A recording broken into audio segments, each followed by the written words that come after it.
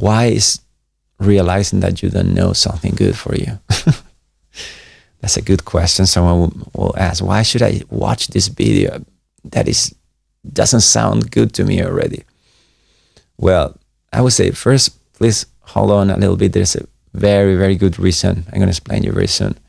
But the first question is, why this feels so challenging to question that you may not know the truth about even who you are or what you do. And well, first thing, obviously, most of your thinking will drop,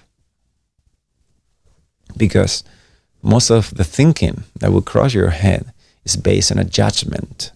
It's based on pretending that we know this should be this, that should be that, pretending that there is this certainty about this, and that brings about judgment, and thinking is judgment. So in the moment that you drop your rigid, actively supported ideas and beliefs, you find yourself malleable. You find yourself open to this experience. And ironically, we like to think that we know because it gives us a sense of security, but a sense of security is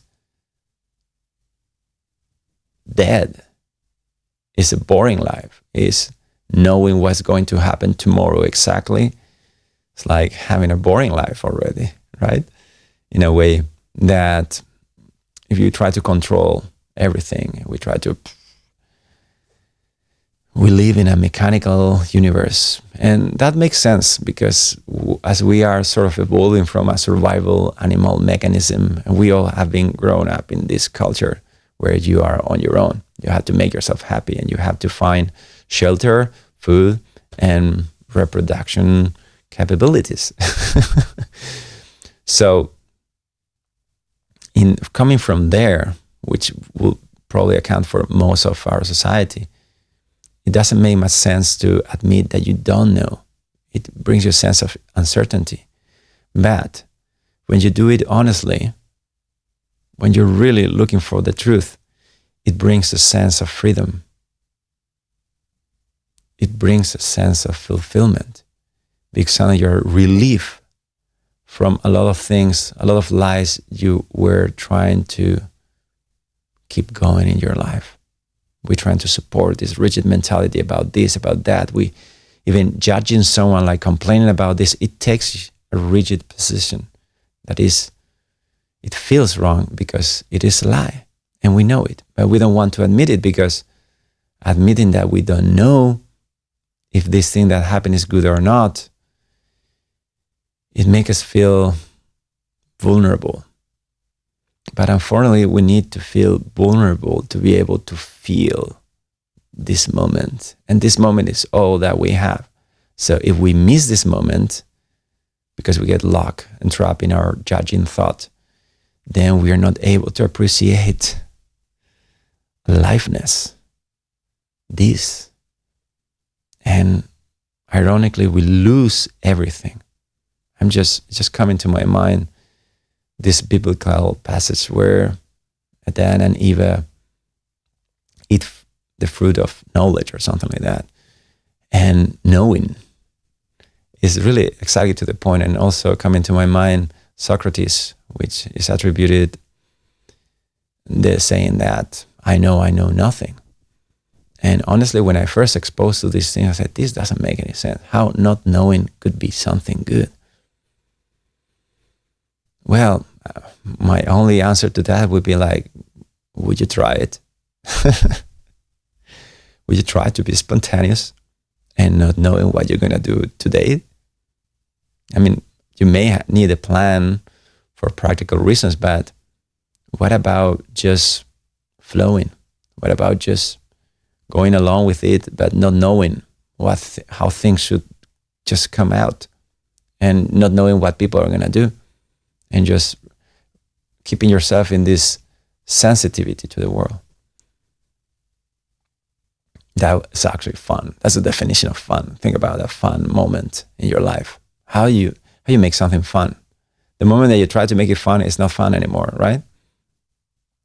because fun, real fun, implies relaxing and just going along with whatever it is and reacting very spontaneously and interacting with people and circumstances in a way that will surprise yourself. And that's what we found so funny. But ultimately, I think of not knowing as the only way that we recover our connection with beauty and freedom, because this moment we are living right now, it is beautiful. Not because you think it is beautiful.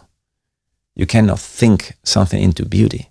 Beauty is a direct experience, a closer experience to the nature of things. We call it beauty. But it's just a moment where there's a lapse in your knowing, in your thinking. Suddenly you're exposed to this moment. Many times just by an object, and we say that that object is beautiful.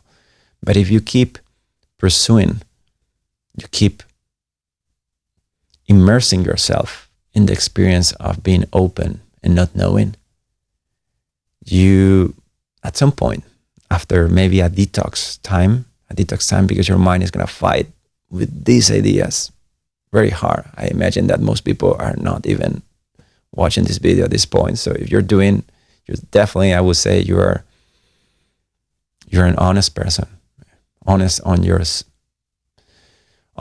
your missing real happiness, because it takes that recognition to find the ultimate, permanent, real solution to all our problems. Sometimes it takes a bit of a real suffering to realize, no, I'm not gonna go along anymore with these little bits of happiness that depend on other people and other things and are uncontrollable. That makes you dependent. That makes you an addict. It takes courage to say, I'm just gonna remain open and vulnerable to the world, to this moment. And I'm just going to trust. And I'm just gonna surrender to not knowing. And if you cross that barrier of your mind saying, no, don't do that. No, you have to know. You have to control the world. If you let go of all your judgments, which will equal to your thinking being released, and suddenly there's no reason why to think so many things, because most of our thoughts are just judgments, partial judgments based on your experience, your opinion, a lot of unquestioning assumptions. So when you're ready to cross that membrane of beliefs, and it feels like fear a little bit, the uncertainty that you don't know, but if you, hopefully this video is inspiring you to do it a little bit and just rest in the uncertainty that you just don't know what's going to happen. And that's okay. You don't know who you are, and that's okay. You don't know nothing about anything. It's just your mind chatting and having opinions, and based on memories and based on data that you just collected from your environment, what other people said.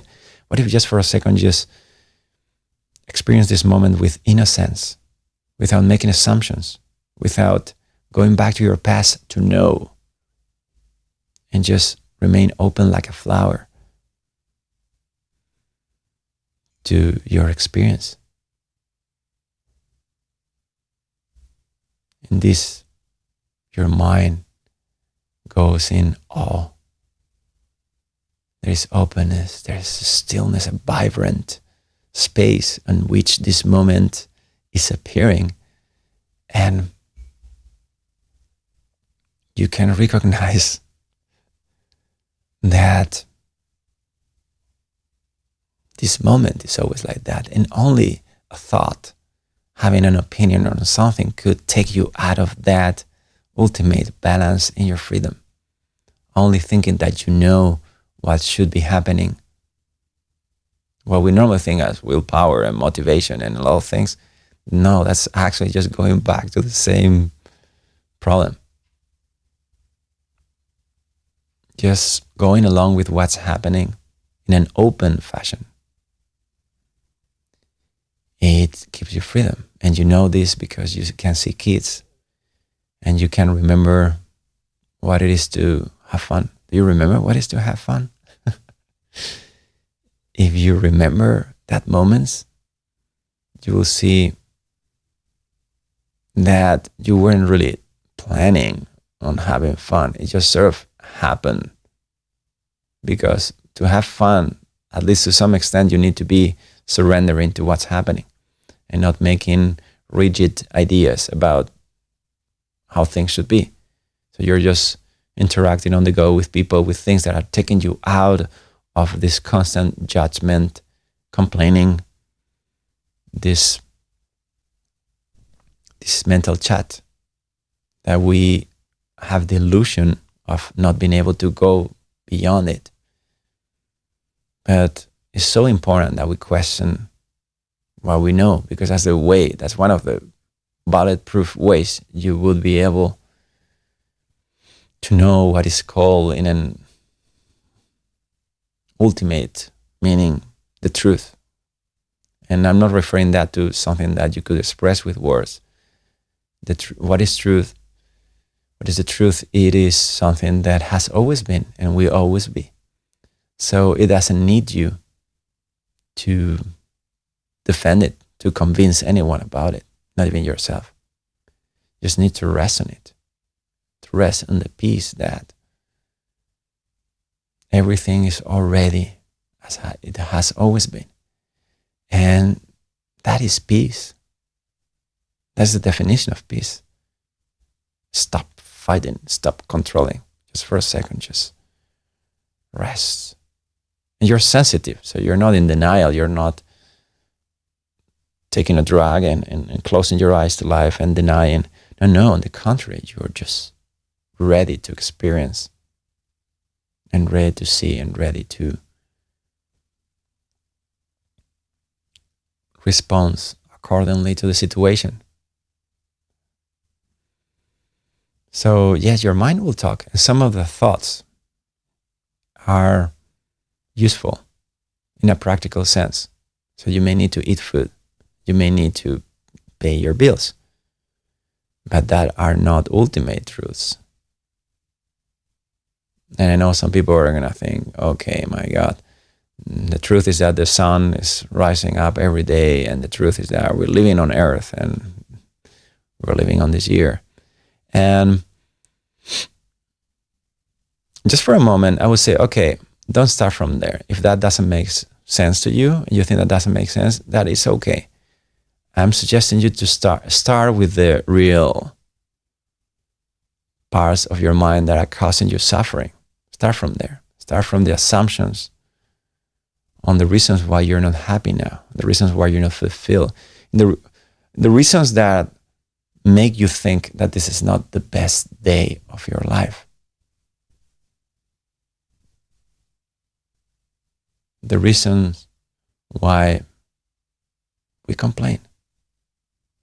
The reasons why we feel that we are not complete and that we need to fix ourselves from our past. The reasons why we think things are not fine. So I invite you to rest with me in the freedom of not knowing and not judging, and just resting, trusting that it is what it is.